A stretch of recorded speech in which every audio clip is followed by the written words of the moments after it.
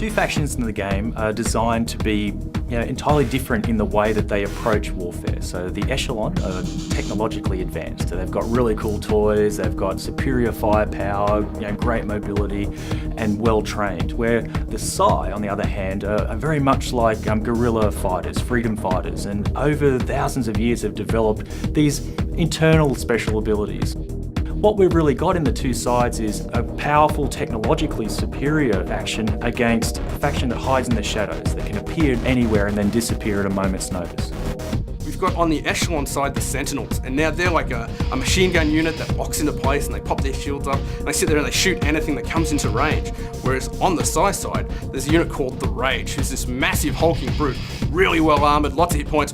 Can't shoot anyone, but if he can get next to him, he can pound the snot out of them. So yeah, his job is to get in there and smash him, and the Sentinel's job is to keep him away and shoot him. So yeah, it's awesome. One of the cool things that we wanted to do with the Echelon is have their animations a little bit different to the Psi. We wanted them to be more organised, more like your professional military army. So all their movements are really strict and they go from cover to cover.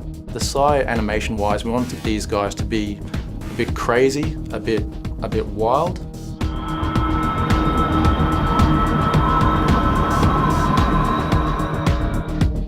Start of the game, we wake up as the lead character, Aiden Geary. He's a commander in the Echelon forces who has just woken up from hibernation. He's been sleeping for 1,000 years, waking up into this new world that's in utter chaos. There's also a hint during the opening that Aiden Geary is also kind of part Psi. The hero characters are there to help you get through the levels and to show you what the items that you can actually unlock and the powers that you can get later on. So they're really there to drive the player onwards. On the Echelon side, we've got a guy called Coop, who's with you in the very first mission, and he's your jack of all trades. He's got a minigun for killing infantry, he's got a missile for shooting air things, and he's got a big shield for stopping damage. Whereas on the Psi side later on, there's this crazy chick called Sable, who actually does this massive long-range damage attack called the Eye of the Storm, and just cuts through units. And it also helps the player know that somewhere in their future, they can get access to these items as well. And they really want to get it because it's a great effect and it's lots of damage, and then they can use it in multiplayer. So they're there as well to entice the player to continue.